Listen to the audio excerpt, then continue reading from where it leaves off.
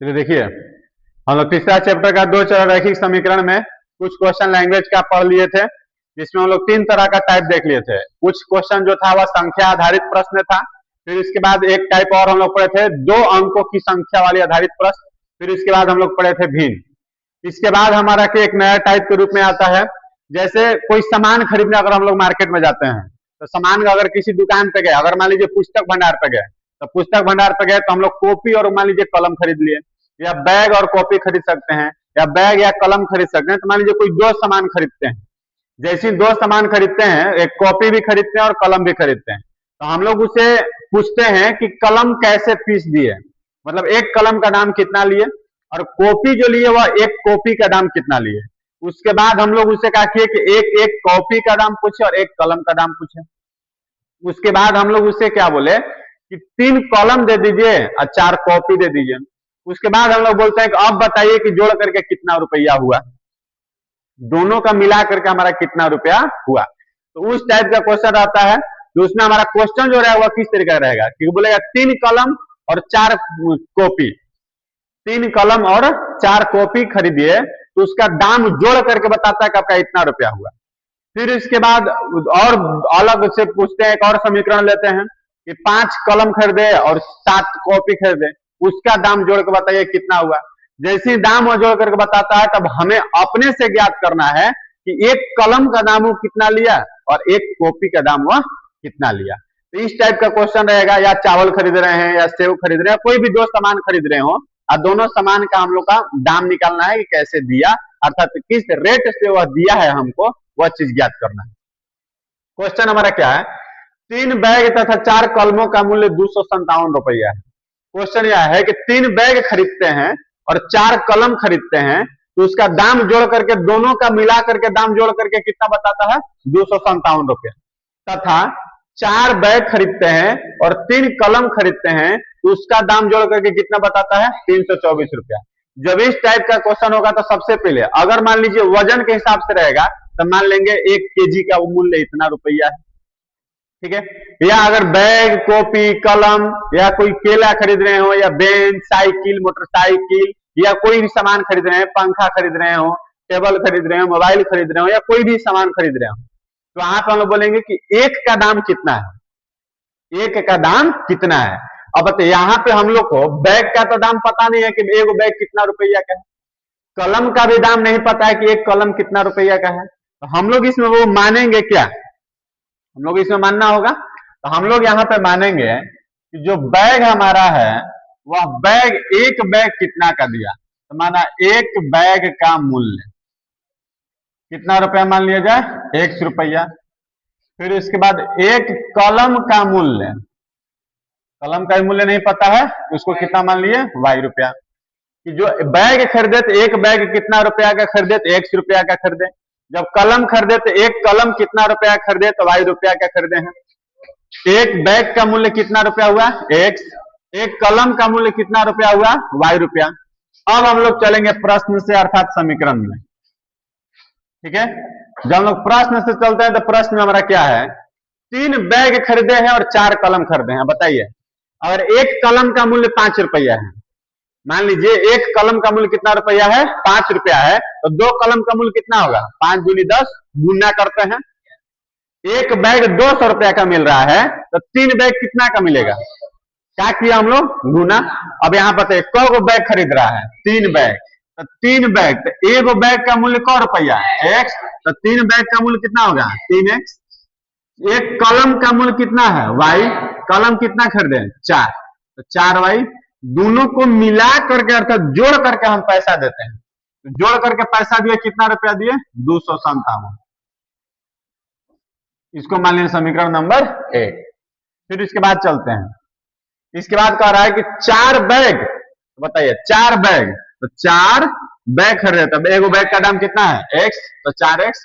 3 कलम, तो 3 कलम तो कितना लिखेंगे भाई, दोनों को जोड़ करके कितना पैसा दिए हैं 324। ये हमारा हो गया समीकरण नंबर 2। क्या ये दोनों समीकरण को हल करना हम लोग सीखे हुए हैं, तो दोनों समीकरण को हल करने के लिए क्या सीखे हैं बाबू, समीकरण 1 में भी कुछ से गुना करना होता है और समीकरण 2 में भी। बताइए एक में कितना से गुना कर दें? 4 से। समीकरण 2 में कितना से गुना कर दें? 3 से। ये ना नियम सीखे हुए हैं विलोपन विधि में, 4 से गुना किए। 4 तिहाई 12, 4 चौका 16, फिर कितना से? 4 से। 4 7 28 की 28 तिल 2, 5 चौके 20 2 22 का 2 हासिल 2, 8 2 10। इसमें कितना से गुना करना है? 3 से। 4 तिहाई 12, 3 तिहाई 9, 4 3 12 के 2 हासिल 1, 6 1 7, 3 तिहाई 9। घटा देंगे, कट जाएगा। अब बताइए 16 में से 9 गया, कितना होगा? 7। वाई प्लस माइनस माइनस घटेगा, 8 में से 2 गया 6, यहाँ बच गया 12, 12 में 7 गया 5, अब यहाँ 9 बच गया ना, तो 9 में से 9 गया, खत्म। 7 8 है 56। तो बताइए y बराबर कितना आ गया? 8। जैसी y का मान निकला तो हम लोग अब कहाँ चल सकते हैं? समीकरण 1 में या तो 2 में। जब 1 में चलते हैं तो हमारा क्या है? 3x प्लस 4y बराबर 257। 3x प्लस 4 y का मान 8, 257। 3x बराबर 257, 8 चौका 32, 32 प्लस में है तो बराबर को उधर जाएगा तो क्या हो जाएगा? माइनस में। 3x बराबर बताइए 7 में से 2 गया 5, 5 में 3 गया 2, 225। 3 से कटेगा, 3 7 21, 3 5 15। x बराबर कितना आया? 75। अब बताइए x बराबर 75 का मतलब क्या हो गया? एक बैग का मूल्य कितना रुपया? 75 रुपया। एक कलम का मूल्य कितना रुपया? 8 रुपया। एक कलम का मूल्य कितना रुपया? 8 रुपया। अब क्वेश्चन में देखिए पूछता क्या है? क्वेश्चन पूछा एक बैग का दाम बताइए। तो एक बैग का दाम अगर सिर्फ ये पूछता है कि एक बैग का दाम बताइए, तो एक बैग का दाम कितना बताते हैं? 75 रुपया। 10 कलम पूछा। अब यहाँ पे देखिए पूरा क्वेश्चन समझिए, एक बैग और 10 कलम का कुल मूल्य बताइए, जोड़ करके बताना है। तो जोड़ के जब बताना है तो यहाँ पे क्या करेंगे बताइए? एक बैग, तो बैग एगो बैग मतलब एगो एक्स, एक बैग का मतलब कितना एक्स? एक एक्स।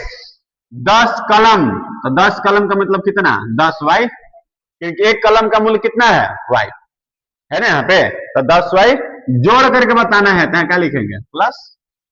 अब बताइए एक्स का मान 75, वाई का मान कितना है? 8, है ना जी।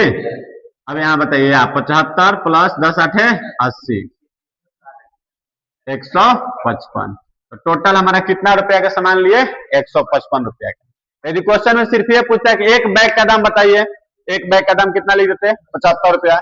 एक कलम का दाम बताइए, एक कलम का दाम कितना रुपया बताते हैं? 8 रुपया। यहाँ पर लिख देते एक बैग का मूल्य 75 रुपया तथा एक कलम का मूल्य 8 रुपया। तो नहीं पूछा है हमको, टोटल कुल मूल्य पूछा है। तो कुल मूल्य हमारा कितना हो गया? 155 रुपया। आया समझ में? इस टाइप का क्वेश्चन बनाने आएगा ना। अब देखिए नेक्स्ट क्वेश्चन करा 4 केजी सेब और 3 केजी अमरूद का मूल्य। तो हम लोग सबसे पहले अब इसमें क्या मानना होगा? सेब है और क्या है? अमरूद। तो 4 केजी का दिया और कितना केजी का दिया है? 3 केजी। तो बताइए यहाँ पे क्या एक अमरूद का दाम मानेंगे, एक सेब का मूल्य मानेंगे? एक का नहीं मानेंगे, क्योंकि वजन के हिसाब से है ना। पहले जो क्वेश्चन पीस के हिसाब से था, देखो को माने थे, पीस के हिसाब से नहीं है, वजन के हिसाब से है। तो जब वजन के हिसाब से है तो हम लोग एक वजन मानेंगे। तो हम लोग का मानेंगे 1 केजी, माना 1 केजी सेब का मूल्य कितना मान लिया जाए? x, और 1 केजी अमरूद का मूल्य कितना मान लिया जाए? y। इतना तो मान सकते हैं ना। जब कोई भी कलम, पेंसिल, किताब, कॉपी, बेंच, कुर्सी, टेबल, मार्कर, मोबाइल, पंखा, ये सब कुछ भी खरीदेगा तो पीस के हिसाब से है, तो उसमें एक मानेंगे। वजन में धान, गेहूं, चावल, ठीक है, ये सब कोई भी सामान खरीदेंगे, सेव, अमरूद, अनार, पपीता, ठीक है, आलू, प्याज, टमाटर, कुछ भी खरीदेंगे ये हमारा क्या मानेंगे? केजी के हिसाब से। किसके हिसाब से मानेंगे? केजी के हिसाब से। पानी खरीद रहे हो, पेट्रोल, डीजल, ठीक है, केरोसिन तेल, या सरसों तेल या फॉर्चून तेल, तो इसमें क्या मानेंगे? लीटर। इसमें क्या मानना होगा? लीटर। तो इसमें हम लोग वजन के हिसाब से मानना है, तो 1 kg 1 kg मान लिए। अब चलते हैं प्रश्न से। 4 kg सेव खरीदे हैं, कितना kg? 4 kg। तो बताइए 1 kg सेव का दाम कितना है? x, तो 4 kg का 4x। 1 kg अमरूद का कितना है? y, तो 3 kg अमरूद का 3y। दोनों मिला के पैसा कितना दिए हैं? 33 दिए हैं। फिर इसके बाद आगे हैं 3 kg सेव, तो 3 kg, तो 1 kg का x, तो 3 kg का 3x। 2 kg अमरूद, 1 kg अमरूद का y, तो 2 kg अमरूद का 2y। दोनों मिला कितना दिए हैं? 24। बताइए समीकरण को हल कर लेंगे। समीकरण 1 में कितना से गुना कर दिया जाए? 3 से।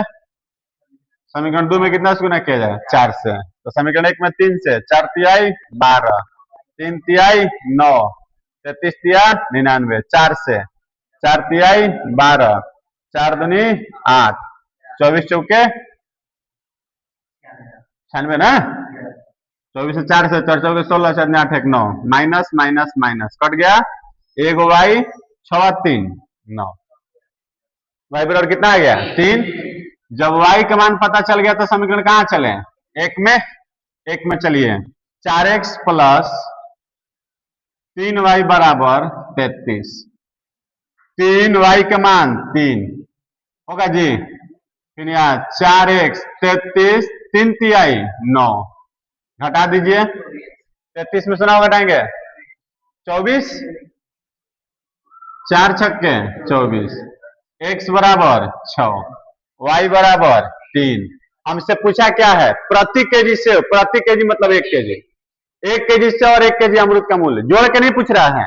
बोल रहा 1 kg सेव का मूल्य बताइए और 1 kg अमरूद का मूल्य बताइए। तो बताइए 1 kg सेव का मूल्य कितना रुपया है? 6 रुपया। 1 kg अमरूद का मूल्य, 1 kg अमरूद का मूल्य कितना है? y, तो y का मान कितना? 3। 1 kg अमरूद का मूल्य कितना हो गया? 3 रुपया। अलग अलग पूछा तो अलग बता दिए। और इसमें से बोल देता कि 5 kg सेव और 3 kg अमरूद का मूल्य बताइए, तो 5 kg सेव तो लिखते 5x और 3 kg अमरूद तो लिखते 3y, तो 5x प्लस 3y मान रख देते, हल कर देते, हो जाएगा। देखिए हम लोग पीछे जो क्वेश्चन पढ़े उसमें हमारा वस्तु खरीद रहे थे, तो वस्तु को खरीदने पर आधारित प्रश्न था, ठीक है। अब इसमें क्या है, थोड़ा सा उसमें चेंजिंग है। यहाँ से जो क्वेश्चन है थोड़ा सा उससे चेंजिंग है।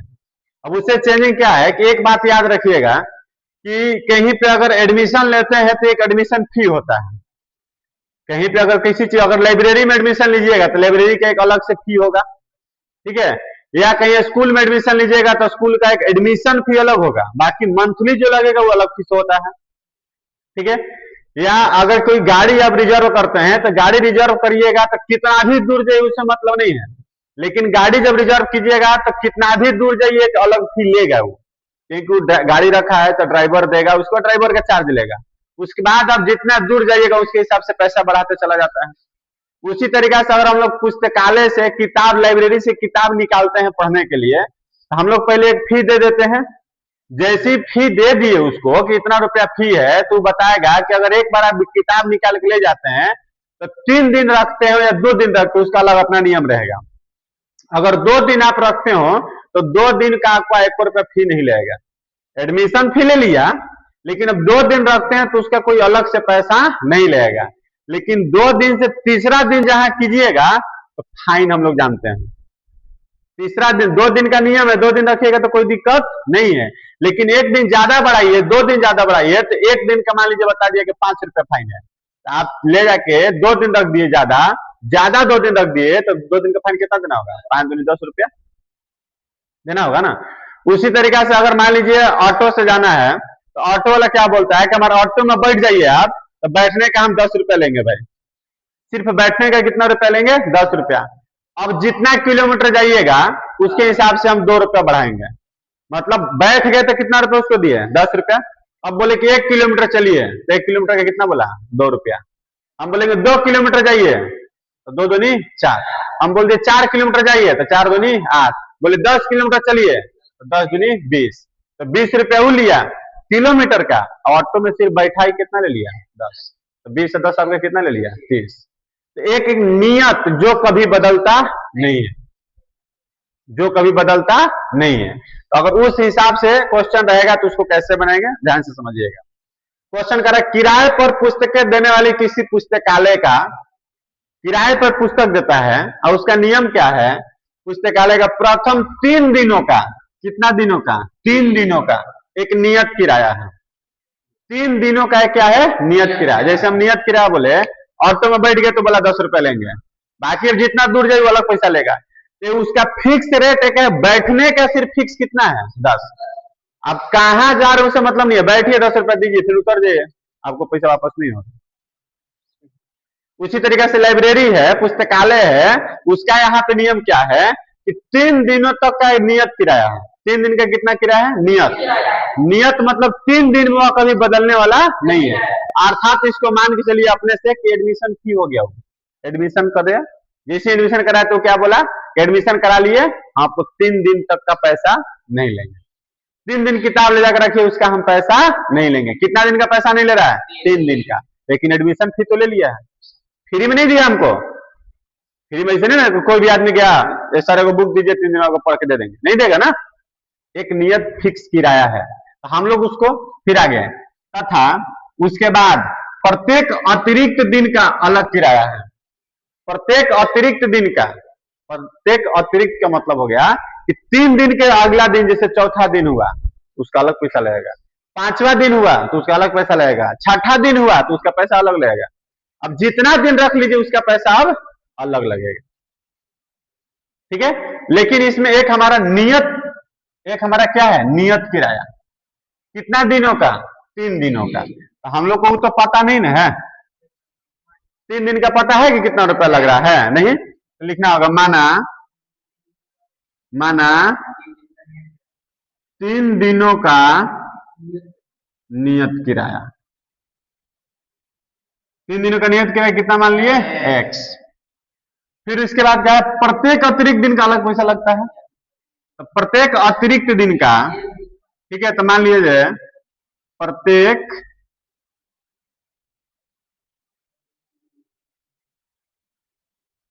अतिरिक्त दिन का किराया कितना मान लिया जाए, y। प्रत्येक अतिरिक्त दिन मतलब एक दिन लेट हुआ तो उसका किराया कितना, y। लेकिन जो फिक्स है वो कितना है, x, और 3 दिन का कितना x, एक अलग अलग जितना देर करते जाएंगे उसका कितना है y। मतलब सिंपल भाषा में एडमिशन कराए, एडमिशन कराते तो हमें क्या बोल दिया, 3 दिन ले किताब पढ़िए, उससे हमको कोई मतलब नहीं है, तीसरा दिन लाके जमा कर दीजिए। लेकिन जहां चौथा दिन किए तो चौथा दिन का लगेगा फाइन, चौथा दिन का क्या लगेगा, फाइन। फाइन कितना रुपया मान लिए, y। एडमिशन कितना मान लिए, x। बात समझ में आ रहा है। उसी तरीके से एक और क्वेश्चन टाइप होता है, मतलब इसी में क्वेश्चन क्या होता है, हॉस्टल, अगर हॉस्टल में एडमिशन कराइए तो हॉस्टल का एडमिशन फी नियत हो गया फिक्स। आप एडमिशन करा लिए, आपको 400 रुपया लगा, एडमिशन कराइए कितना लगा, 400।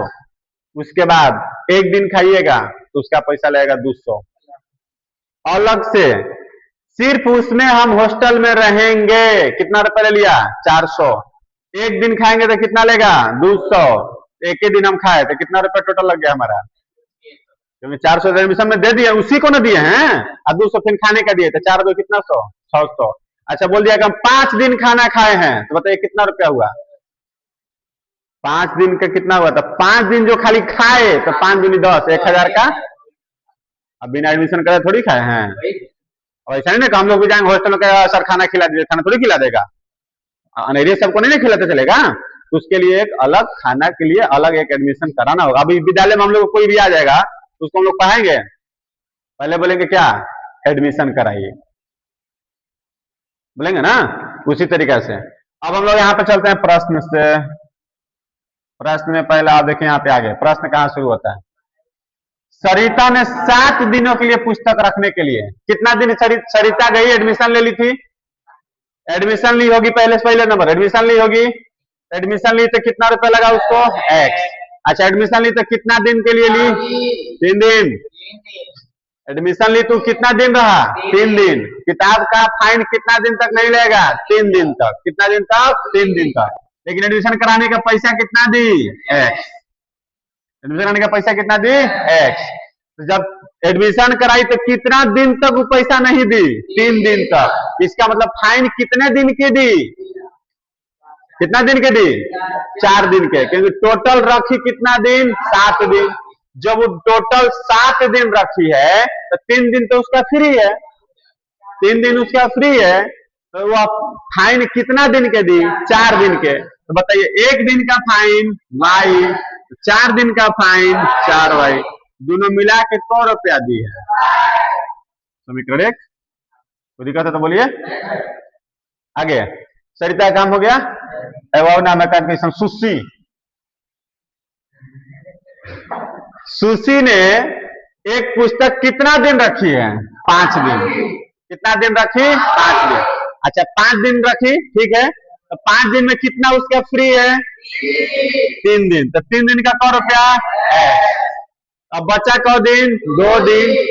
2 दिन में फाइन भरी। 1 दिन का फाइन वाई तो 2 दिन का 2 वाई, दोनों मिला के 100 रुपया भी है। समीकरण नंबर 2 हल कर दें। हल कर दें। समीकरण 1 माइनस समीकरण 2। x प्लस 4y बराबर 27, x प्लस 2y बराबर 21, माइनस माइनस माइनस 2y बराबर 6,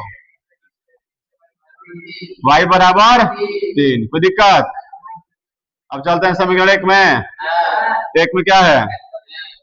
x प्लस 4y बराबर 27, x प्लस 4y का मान 3, 4 तिहाई 12, x बराबर 27 में 12 ना कितना बचेगा? 15। तो क्वेश्चन ने पूछा क्या? करिए नियत किराया कितना है? x। नियत किराया कितना है? नियत किराया कितना रुपया? 15। अतिरिक्त दिन का किराया,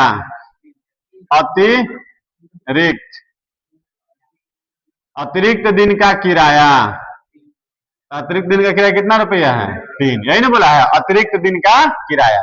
अतिरिक्त दिन का किराया कितना रुपया है? 3। नियत किराया कितना आया? 15। अतिरिक्त दिन का किराया कितना आया? 3। क्वेश्चन समझ में आया? हम लोग के यहाँ पे थोड़ा सा बस खाली माइंड में डिस्टर्ब क्या होता है कि 3 दिन वाला को ना गड़बड़ा देते हैं। यहाँ लिख x प्लस लिख देता है लोग 7y, कि कितना दिन रखी है? 7 दिन। और वो रखी तो सचमुच में 7 दिन, लेकिन उसका भी तो देखो फ्री कितना दिन है। अब जैसे आजकल चलता है मॉल में 3 गो पे एगो फ्री,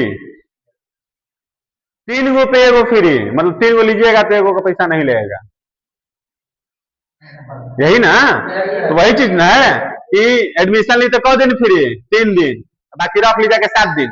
ऐसा थोड़ी है 3 गो पे एगो फ्री है तब 2 गो पे एगो फ्री मांगेगा तो नहीं देगा वो।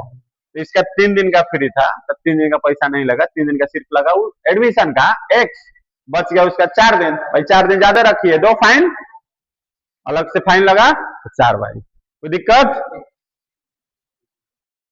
देखिए हम लोग इस टाइप का क्वेश्चन पढ़ रहे थे कि कभी भी कोई एक नियत चीज होगा जो बदलेगा नहीं, और एक जो होगा वह बदलने वाला होगा।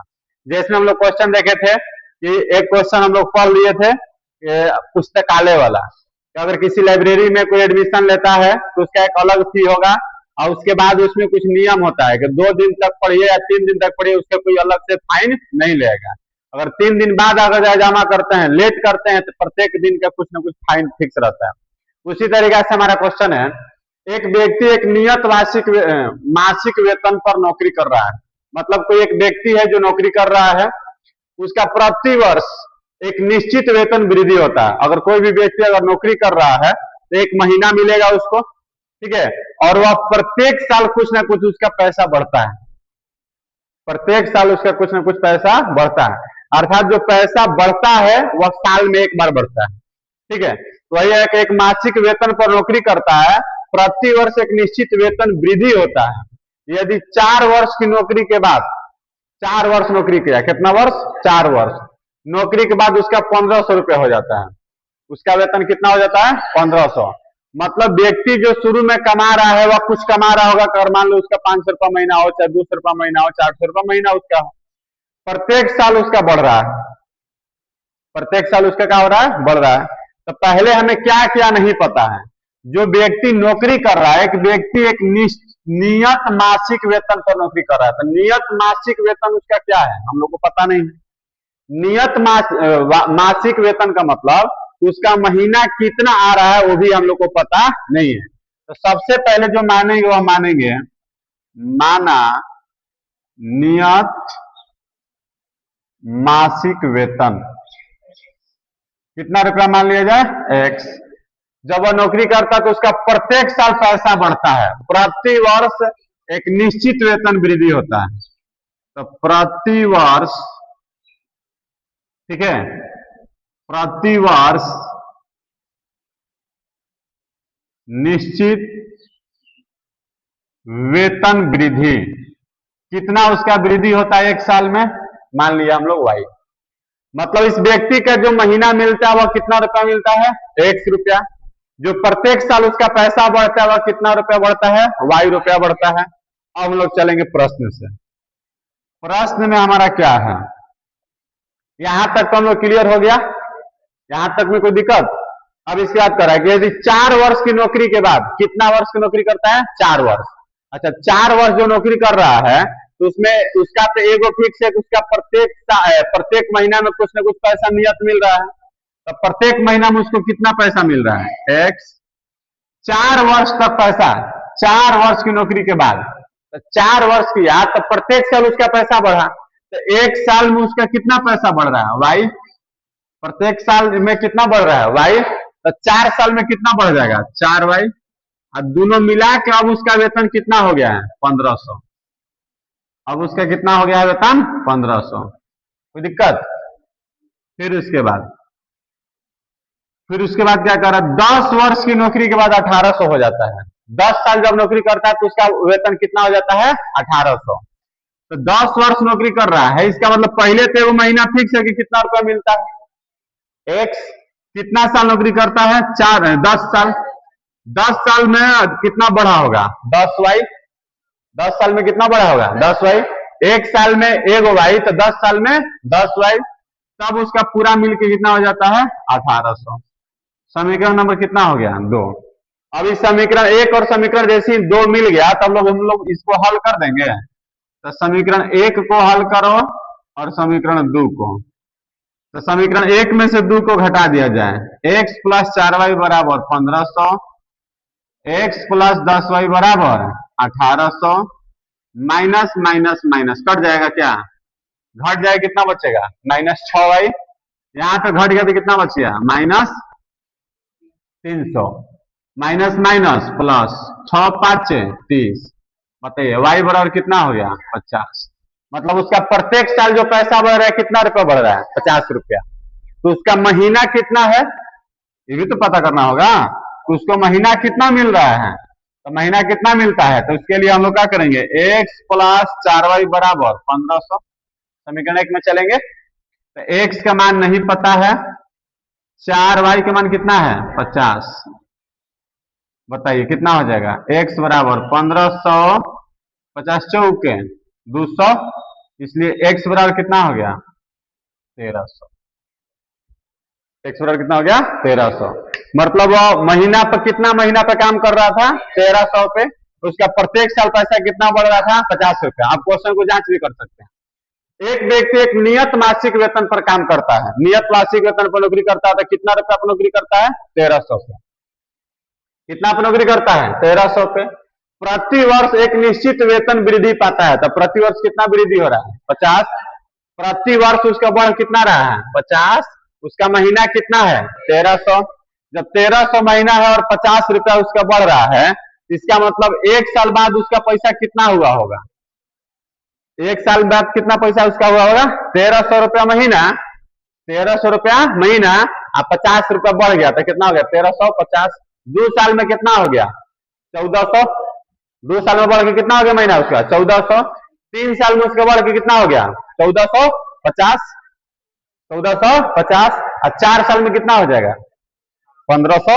1450 से 50 जोड़ेंगे कितना हो गया 1500। यही कर 4 साल बाद उसका वेतन कितना हो जाता है 1500। अब उसका जो 4 साल बाद जो वेतन उसका शुरू होगा उसका महीना अब कितना मिलेगा 1500। 4 साल बाद उसका महीना कितना मिला 1500। नौकरी जब लगा होगा तो उसको मान लिया जाए कितना रुपए लगा होगा 1300 रुपए। 4 साल बाद उसका पैसा बढ़ के कितना हो गया 1500। अगर भाई 10 साल बाद बोलता है 10 साल बाद कितना हो जाएगा 1800। समझ में आया क्वेश्चन।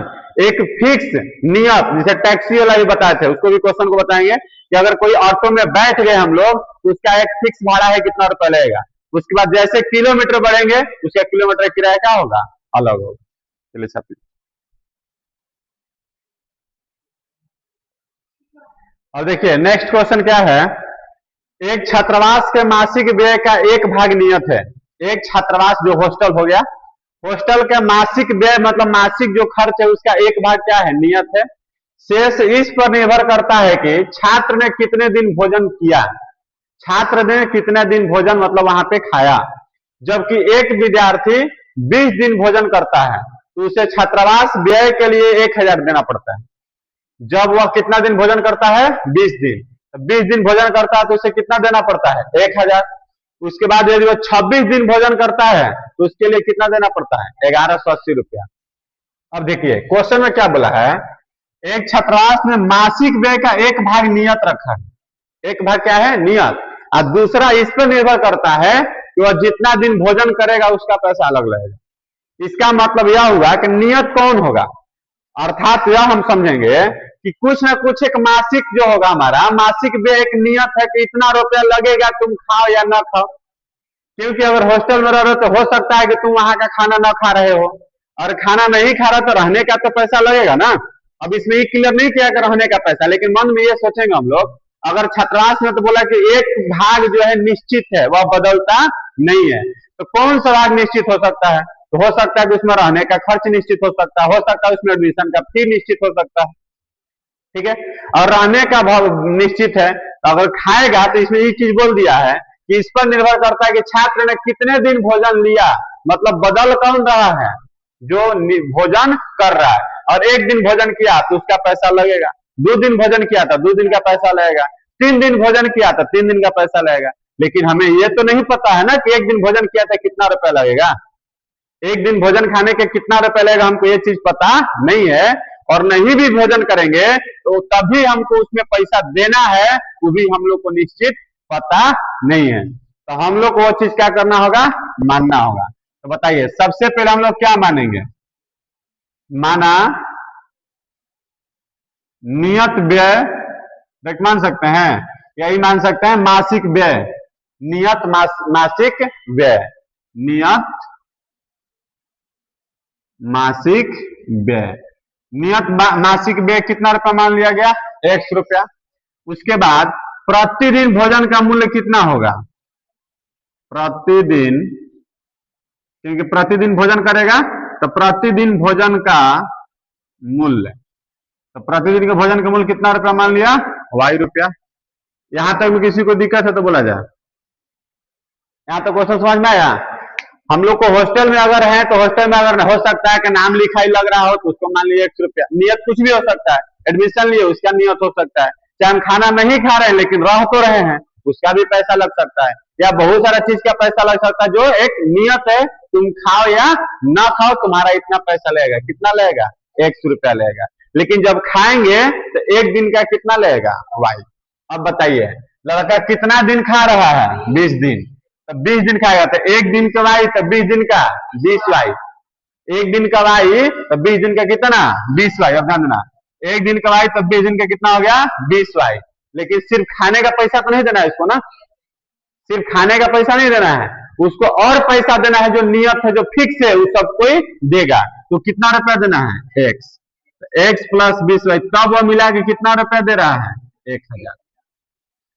कितना रुपया दे रहा है 1000। फिर इसके बाद में बोला है कि यदि वह 26 दिन भोजन करता कितना दिन भोजन करता 26 दिन तो कितना रुपया देता 1180। तो 26 दिन भोजन करे तो बताइए कितना होगा 26 वाई। लेकिन भोजन ऐसे ही ना करेगा उसमें कुछ फिक्स नियत भी तो है। तो दोनों मिला कितना दे रहा है 1180। समीकरण नंबर 2। अब बताइए यहां से समीकरण 1 और 2 को हल कर सकते हैं। तो समीकरण 1 माइनस समीकरण 2, तो x प्लस 20y बराबर कितना है बाबू? 1000। x प्लस 26y बराबर कितना है? 1180। घटा देंगे, -6 बचेगा, यहाँ पे कितना बचेगा? -180, माइनस माइनस प्लस 6×18, y बराबर कितना रुपया हो गया? 30। y बराबर कितना हो गया? 30। अब समीकरण 1 में चल सकते हैं। समीकरण 1 में चलेंगे तो कितना दिया हुआ है? x प्लस 20y बराबर कितना है? 1000। x प्लस 20y बराबर कितना है? 1000। तो x प्लस 20, y का मान 30, y का मान कितना है? 30। फिर बराबर कितना हो जाएगा? 1000।